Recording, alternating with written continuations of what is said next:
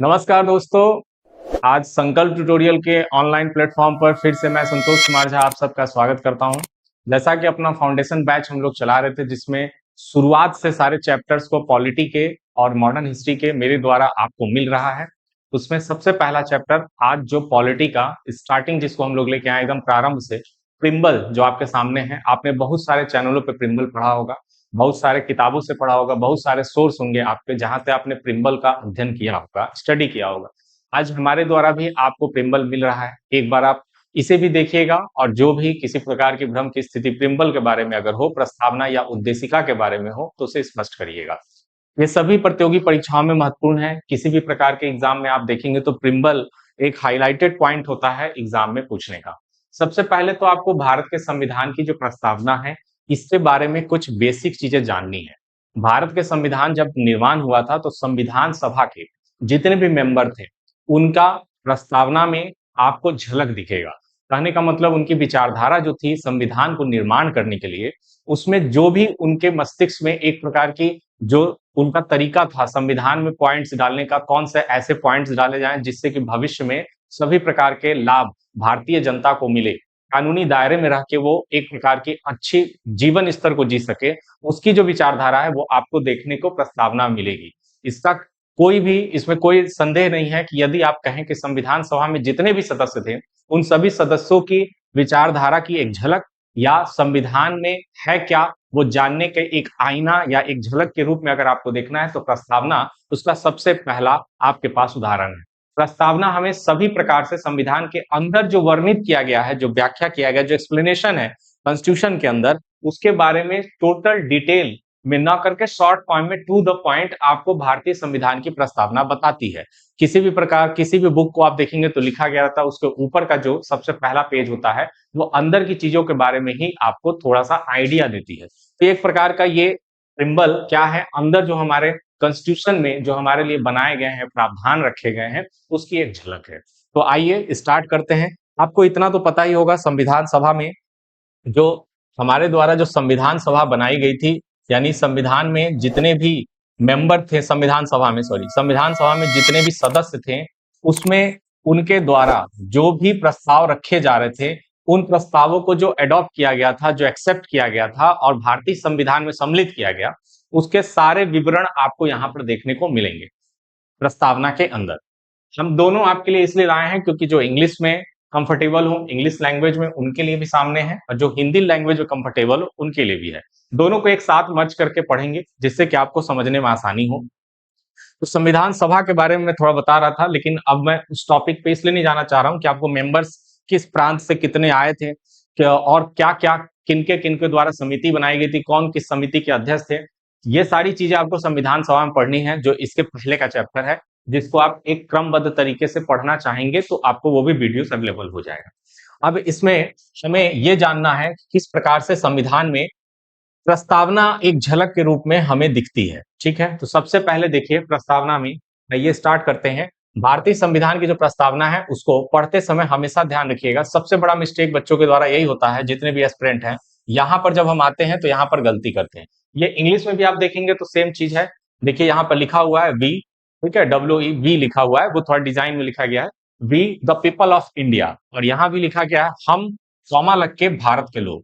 पढ़ने का एक तरीका है, जैसे बाकी लोग पढ़ते हैं हम भारत के लोग, ये तरीका नहीं है, हम भारत के लोग। इस तरह से आपको पढ़ना चाहिए संविधान की प्रस्तावना जब भी स्टार्ट करें।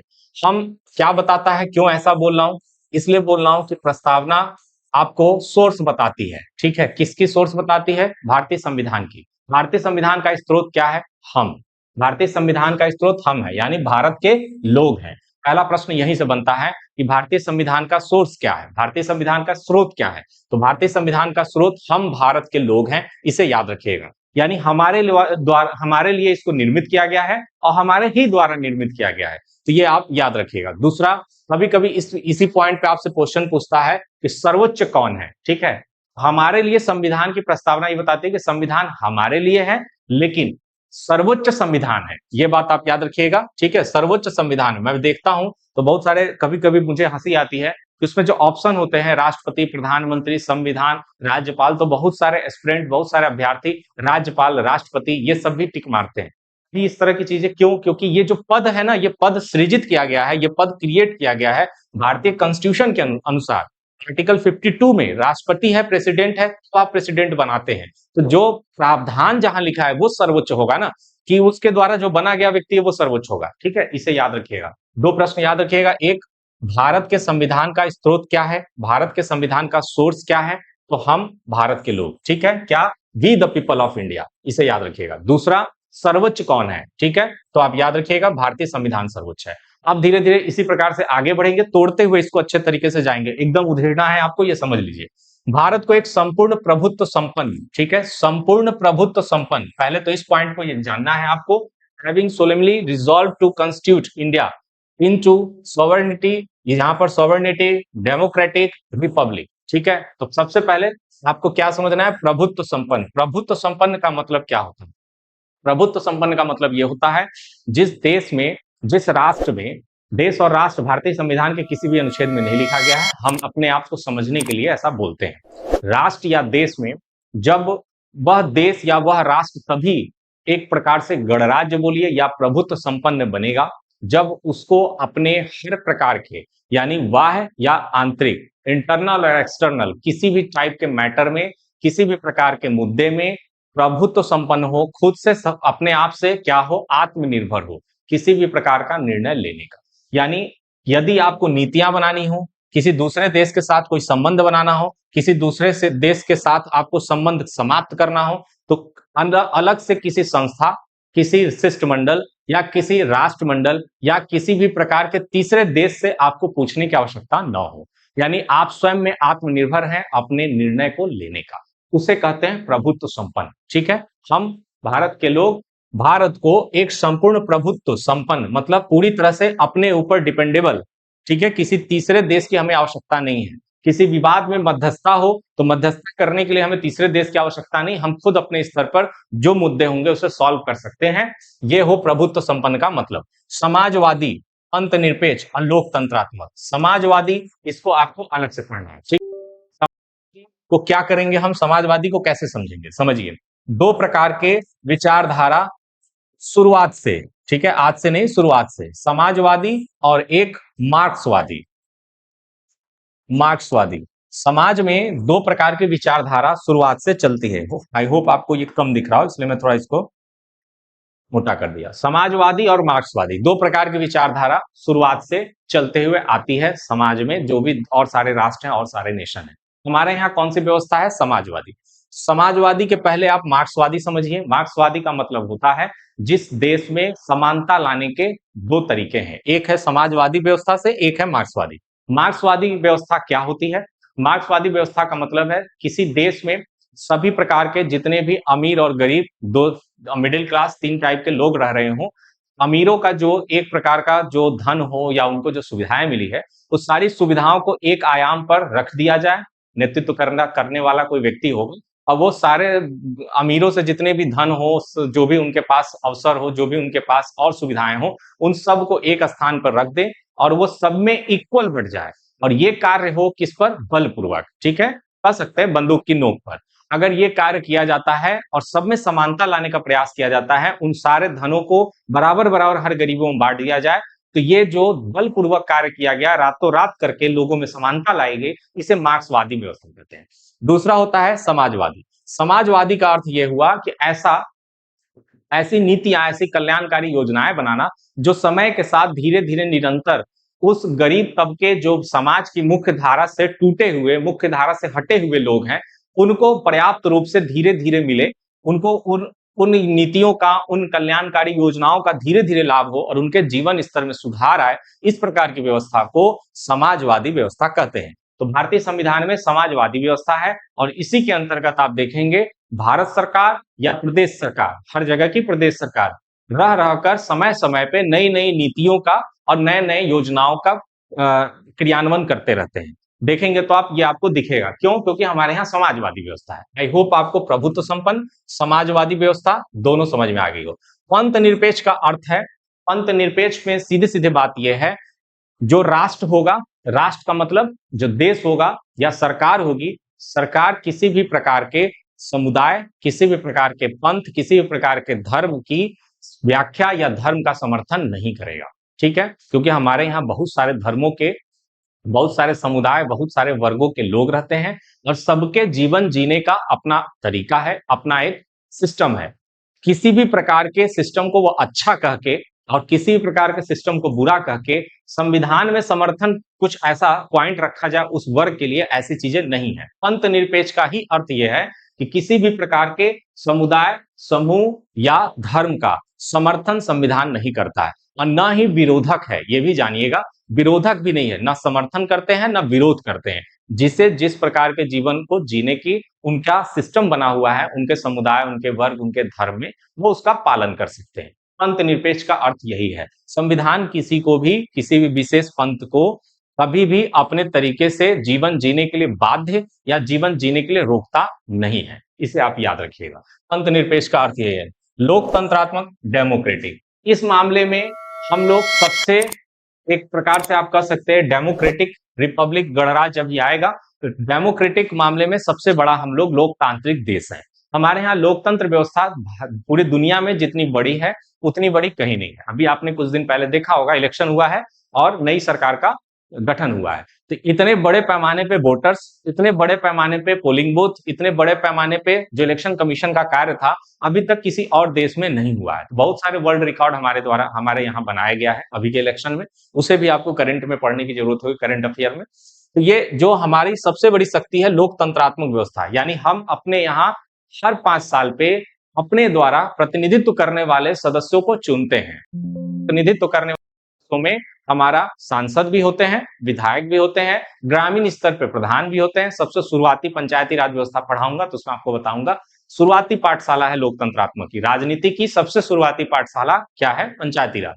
तो वहां भी हमारे द्वारा 5 सालों के लिए जो प्रतिनिधित्व करने वाले सदस्य होते हैं उनको बराबर का मौका दिया जाता है। तो हमारे यहाँ लोकतंत्रात्मक व्यवस्था है। हमारे यहाँ राजा महाराजा राज नहीं करते, जनता राज करती है। जनता 5 साल बाद अपने जिसको अच्छा लगे उसे चुनती है और 5 साल के लिए उसे अपने नीतियां, अपनी योजनाओं अपने लिए बनाने का अधिकार देती है। और वो संसद में या राज्य सरकार के इलेक्शन हो तो विधानसभा में जाते हैं और आपके लिए योजना और नीतियां बनाते हैं। तो इस प्रकार के सिस्टम को डेमोक्रेटिक सिस्टम बोलते हैं, लोकतंत्रात्मक व्यवस्था। उसके आगे है गणराज्य। गणराज्य का मतलब यह है कि हमारे यहाँ जो सबसे बड़ा पद होगा, ठीक है, सबसे बड़ा पद, सबसे बड़ा पद का मतलब, रिपब्लिक का मतलब यह है कि हमारे यहाँ जो सबसे बड़ा पद होगा वो क्या होगा? वंशानुगत नहीं होगा। ठीक है, वंशानुगत नहीं होगा, मतलब खानदान में कोई ऐसा हो जो कि राजा महाराजा था, उसका लड़का राजा बनेगा, उसके बाद उसका लड़का राजा बनेगा, ऐसा सिस्टम नहीं है। ठीक है, यानी हमारे यहाँ जो सबसे बड़ा पद है, कौन सा पद है सबसे बड़ा? आर्टिकल 52 में प्रेसिडेंट, राष्ट्रपति। तो राष्ट्रपति सबसे बड़ा पद है, भारत का प्रथम नागरिक कहलाता है राष्ट्रपति। ठीक है, महामहिम भी बोलते हैं। तो राष्ट्रपति जो सबसे बड़ा पद है, यह पद वंशानुगत नहीं होगा। मतलब हमारे द्वारा, आपके द्वारा दो प्रकार से लोकतंत्रात्मक व्यवस्था में दो प्रकार से प्रतिनिधित्व करने वाले व्यक्तियों का चुनाव होता है, एक प्रत्यक्ष, एक अप्रत्यक्ष। तो वंशानुगत नहीं होने का मतलब राष्ट्रपति जब चुना जाएगा तो हमारे ही द्वारा अप्रत्यक्ष रूप से राष्ट्रपति चुना जाता है। यानी हमारे द्वारा जो प्रतिनिधित्व करने वाले लोगों को हमने प्रत्यक्ष रूप से चुना है, वो राष्ट्रपति को वोट करते हैं और राष्ट्रपति निर्वाचित होते हैं। ठीक है, तो ये हमारे यहाँ गणराज्य जो है, इसका यही अर्थ है कि हम, जो हमारे यहाँ सबसे बड़ा पद है प्रेसिडेंट का, वंशानुगत नहीं होगा। वो भी लोकतंत्रात्मक व्यवस्था के तहत ही 5-5 साल पे चुना जाता है। तो यहां पर हुआ, हम भारत के लोग भारत को एक संपूर्ण प्रभुत्व संपन्न समाजवादी पंथ निरपेक्ष लोकतंत्रात्मक गणराज्य बनाने के लिए तथा उसके समस्त नागरिकों को, अब यहां तक देखिए, जब भी आप प्रस्तावना पढ़िए तो प्रस्तावना को बांट के पढ़िए। कैसे? देखिए, प्रस्तावना को अलग अलग तरीके से जब पढ़ना हो तो प्रस्तावना को आप इस प्रकार से पढ़िए कि इसके जितने भी कॉन्सेप्ट हैं उसको पार्ट बाय पार्ट अलग करिए। अब जैसे यहां पर आप देखिए, लोकतंत्रात्मक गणराज्य बनाने के लिए समस्त, उसके समस्त नागरिकों को, यहां पर आप देखेंगे तो ये टोटल पॉइंट जितने भी हैं, समस्त नागरिकों को, यहां तक आपको शब्दों को पकड़ना था। जो वर्ड्स लिखे हैं उसका अर्थ क्या है, उसकी मीनिंग क्या है, वो आपको पकड़नी थी। अब इसके बाद आप देखेंगे तो बहुत सारी चीजें अलग हो जाएंगे, क्वेश्चन भी अलग अलग टाइप से बनने लगेगा और बहुत सारा पॉइंट भी आप देखेंगे तो क्लियर कट ऐसे हो जाएगा। ठीक है,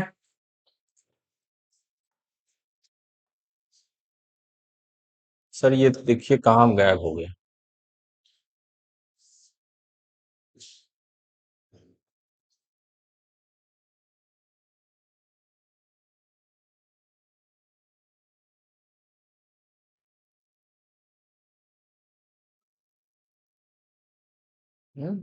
इरेज कर रहे थे, स्टॉप कर दीजिए।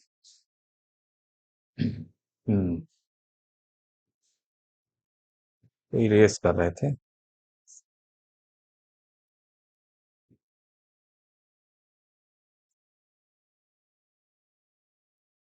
चलिए ठीक, तो नहीं हो रहा था।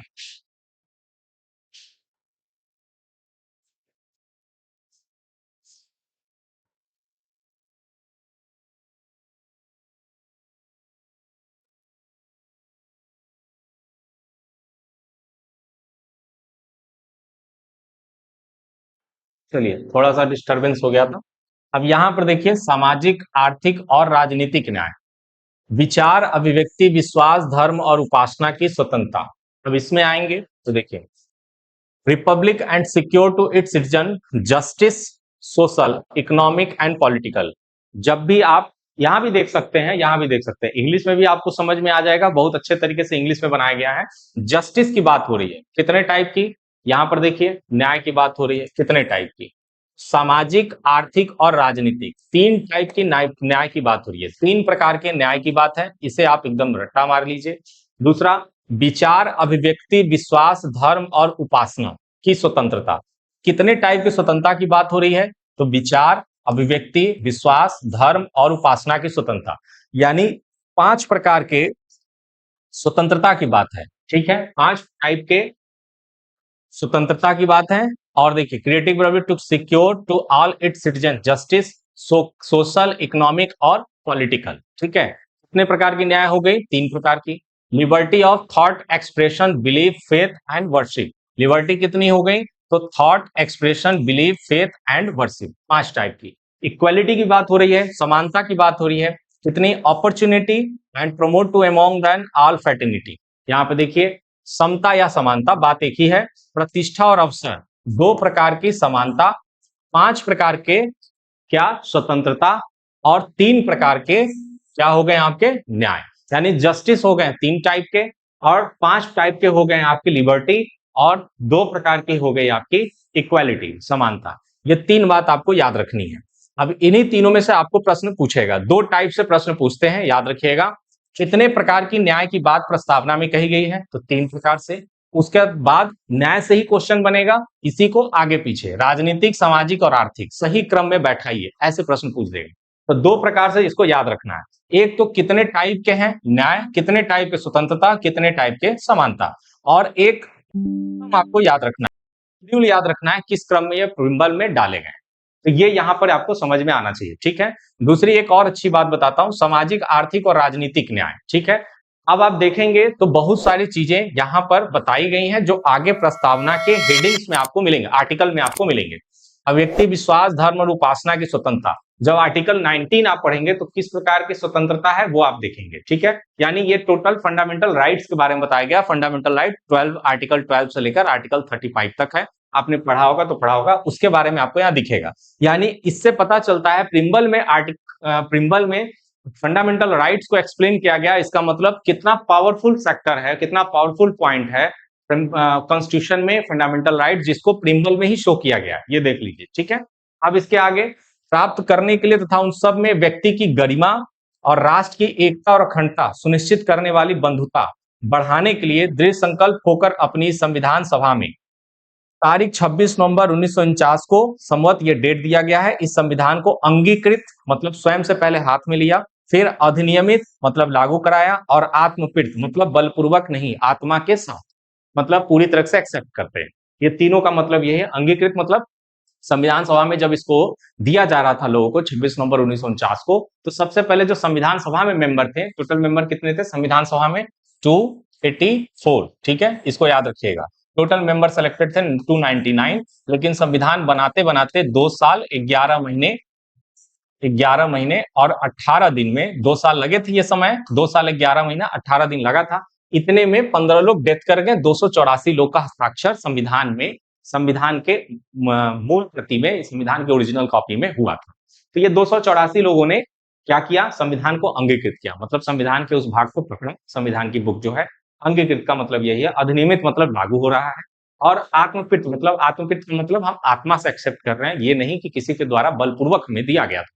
इससे यहाँ एक अच्छी बात पता चलती है कि संविधान जो बनाया गया था वो संविधान सभा के जितने भी मेंबर थे, संविधान सभा के सारे मेंबरों के द्वारा एक मत होकर सभी प्रावधानों पर, जितने भी अनुच्छेद रखे गए हैं उन सभी प्रावधानों पर सभी 284 के 284 लोग एक मत थे। ठीक है, इसमें वोटिंग सिस्टम नहीं हुआ था, सभी लोगों को एक साथ लिया गया था, याद रखिएगा। तो यहां पर आपको ये सारी पॉइंट्स पता चली। दूसरा, इसके बाद जो आपको इंपॉर्टेंट चीज याद रखना है, 13 दिसंबर, ठीक है, 13 दिसंबर 1946 को, 13 दिसंबर 1946 को सबसे पहली बार पंडित जवाहरलाल नेहरू, ठीक है, पंडित जवाहरलाल नेहरू जो भारत के प्रथम प्रधानमंत्री थे, उनके द्वारा यह उद्देश्य प्रस्ताव प्रस्तुत किया गया था। ठीक है, 13 दिसंबर 1946 को पंडित जवाहरलाल नेहरू के द्वारा यह उद्देश्य प्रस्तुत किया गया, जो बाद में उद्देशिका का नाम लिया, उद्देश्य प्रस्ताव लाया गया था। ठीक है, ये उद्देश्य प्रस्ताव लाया गया है कहां पर, तो याद रखिएगा, संविधान सभा में, संविधान सभा में इसको लाया गया था और एक्सेप्ट किया गया 22 जनवरी 1947। ठीक है, इसको एक्सेप्ट किया गया, संविधान सभा के द्वारा स्वीकार किया गया, ये बात आपको याद रखनी है। इसके अलावा बहुत सारे पॉइंट्स ऐसे हैं जिसको और अच्छे तरीके से आपको पढ़ते हुए जाना है, सारे वर्ड्स को अच्छे तरीके से आप समझ लीजिए। इसमें कुछ वर्ड्स जो हैं उनका अर्थ पूछा जाता है, इतने टाइप के क्या क्या चीजें दी गई हैं वो पूछी जाती हैं, और क्रम कैसे बनाया गया है वो पूछा जाता है। ठीक है, ज्यादा इसमें डिटेल आपको नहीं जानना है। इसके अलावा आप देखेंगे तो एक केशवानंद भारती वाद आपको देखना है, केशवानंद भारती वाद, केशवानंद भारती वाद 1973 का है, 1973 की। सबसे बड़ी बेंच इसमें बैठी थी, 13 जजों की बेंच बैठी थी, और इसमें फैसला हुआ था जिसमें बताया गया था कि संविधान, भारतीय संविधान का भाग प्रस्तावना है, ये बात मानी गई थी किसमें, केशवानंद भारती में। मतलब भारतीय संविधान में जो अंदर की बातें कही गई हैं उसको प्रस्तावना को कोट करके ये बोला गया था कि जो चीजें प्रस्तावना में यहाँ पे लिखी गई हैं वो चीजें के हटकर कुछ बातें ऐसी हो रही हैं जिससे कि केशवानंद समस्या में थे। अब इन चीजों को जब वहां रखा गया था तो सुप्रीम कोर्ट ने इस बात को माना कि केशवानंद भारती वाद में प्रस्तावना संविधान है, भले इसमें कोई अनुच्छेद नहीं है, कोई आर्टिकल नहीं है, शुरुआत में ही है, तो संविधान के अंदर के भाग के अनुसार, अनुच्छेदों के अनुसार जो प्रावधान किए गए हैं उस प्रावधान को तो अच्छे तरीके से मानना ही है, लागू करना ही है। जिसमें ये चीजें नहीं है जैसे कि प्रस्तावना में, तो ये संविधान का भाग होगी कि नहीं, ये चीजें प्रस्तावना में, प्रस्तावना के बारे में केशवानंद भारती वाद में सुप्रीम कोर्ट ने फैसला दिया था कि संविधान का भाग प्रस्तावना है। और एक भाग आपको याद रखना है, 1959 में, 1959 में एक बेरुवारी वाद, इसमें बोला गया था कि संविधान का भाग प्रस्तावना नहीं है। केशवानंद भारती में बोला गया था है, और ये दोनों आप, तो 1959 में बेरुवारी वाद में बोला जा रहा है कि प्रस्तावना भाग नहीं है, संविधान के बाहर है, तो इसको संविधान का भाग नहीं माना गया। और अपने ही फैसले को क्या किया गया, रिपीट करते हुए केशवानंद भारती ने सुधार करते हुए केशवानंद भारती वाद में सुप्रीम कोर्ट ने कहा कि प्रस्तावना भी संविधान का भाग है। तो ये दो चीजें आपको याद रखनी है। तीसरा एक पॉइंट आपको और याद रखना है, वो है बम्बई वाद, बम्बई वाद आपको याद रखना है। ठीक है, बम्बई वाद आगे आएगा, उसको आपको याद रखना है। ये जो इसमें क्या हुआ था, इसमें यह कहा गया कि प्रस्तावना संविधान का भाग है, और मूल ढांचा, जो संविधान का मूल ढांचा है वो किस पे है, प्रस्तावना पर ही निर्भर है, ये बातें कही गई थी। ये तीन बातें आपको याद रखनी है केस से संबंधित, और बाकी जितने भी चीज आपके सामने पॉइंट बाय पॉइंट है जिसको आपको अच्छे तरीके से समझते जाना है। अब इसमें कुछ ऐसे हैं चीजें जो आपको प्रस्तावना के अलावा कुछ इसमें भी संशोधन हुए हैं। तो एक ही संशोधन हुआ है, इसे आपको याद रखना है, बहुत सारे संशोधन नहीं हुए हैं। ठीक है, एक ही संशोधन हुआ है, किस संविधान संशोधन में, 42वें संविधान संशोधन में 1976 में, 1976 में। ठीक है, जिसमें 3 शब्द जोड़े गए, याद रखिएगा कौन कौन, समाजवादी, पंथ निरपेक्ष, और नीचे आ जाइए राष्ट्र की एकता और अखंडता, ये वाला पॉइंट। ठीक है, केवल अखंडता मत बोलिएगा, और अखंडता साथ में जोड़ा गया था। लेकिन कहा जाता है कि 3 शब्द जोड़े गए थे, अखंडता को शब्द माना जाता है और को नहीं, और यहाँ पे कंजक्शन का काम कर रहा है इसलिए इसको शब्द नहीं माना गया है। अखंडता, समाजवादी, पंथ निरपेक्ष, ये 3 शब्द आपको जोड़े गए हैं, पहला, दूसरा और तीसरा। ये 3 पॉइंट आपको याद रखने हैं। ये 3 चीजें आपको 42वें संविधान संशोधन में जोड़ा गया था। ठीक है, ये बात आप स्पष्ट रूप से जान लीजिए, क्योंकि बहुत सारे प्रतियोगी परीक्षा में ये प्रश्न बहुत ही हाईलाइट होके आता है। तो भारतीय संविधान के कौन से संशोधन में? 42वें संविधान संशोधन में। ठीक है, 42वें संविधान संशोधन, संशोधन की एक प्रक्रिया, संशोधन करने का संविधान में एक प्रक्रिया है। जो सबसे पहला संविधान संशोधन 1951 में आया था, आज तक 106 टाइप के 106 संशोधन आ चुके हैं।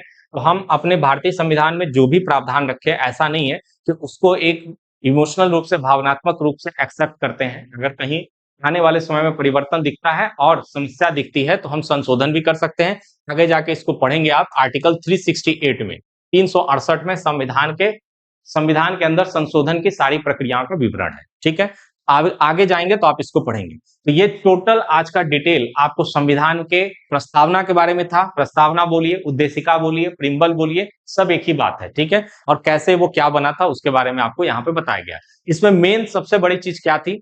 वो यही थी कि संविधान जब हमको मिला, इसको संविधान के शुरुआत में रखने का क्या उद्देश्य था। तो उद्देश्य आपको मैंने शुरुआत में ही बताया। संविधान के अंदर क्या क्या व्याख्याएं हैं, क्या क्या वर्णन है, किस किस प्रकार से उनको अलग समावेश किया गया है, किस किस प्रकार से उनको कनेक्ट करके आर्टिकल के थ्रू रखा गया है, उसकी एक सामान्य झलक को यहाँ पर प्रस्तावना में दिखती है। और इसके अलावा कुछ चीजें यहाँ पर जो पॉइंट बाय पॉइंट लिखे, इसको आपको देख लेना। बंधुता मैंने छोड़ दिया है, तो बंधुता तो आप समझ ही रहे होंगे, भाईचारा। बंधुता बढ़ाने के लिए दृढ़ संकल्प होकर, मतलब भारतीय संविधान ये कहता है कि आपस में भाईचारा का भाव रखने के लिए, उसी को प्रस्तावना में आप देखेंगे वर्णित किया गया है। ठीक है, तो याद रखिएगा, हम भारत के लोग, यानी संविधान का स्रोत क्या है? तो हम भारत के लोग संविधान का स्रोत हैं। और सर्वोच्च क्या है? तो संविधान सर्वोच्च है। ये ओरिजिनल कॉपी थी जिसके थ्रू आज आपको प्रिम्बल शॉर्ट फॉर्म में टू द पॉइंट आपको पढ़ाया गया। इसमें किसी भी प्रकार की समस्या हो आपको तो जरूर बताइएगा कमेंट सेक्शन में। वीडियो आपको अच्छा लगे तो शेयर करिए, और ज्यादा से ज्यादा चैनल को सब्सक्राइब करके जल्द से जल्द उस तरीके से हम लोग को बनाएं कि हम लोग भी लाइव क्लास आपका ले सकें। ये सारी चीजों को आप तैयार करिए, फिर अगले वीडियो में हम लोग मिलेंगे। तब तक के लिए नमस्कार।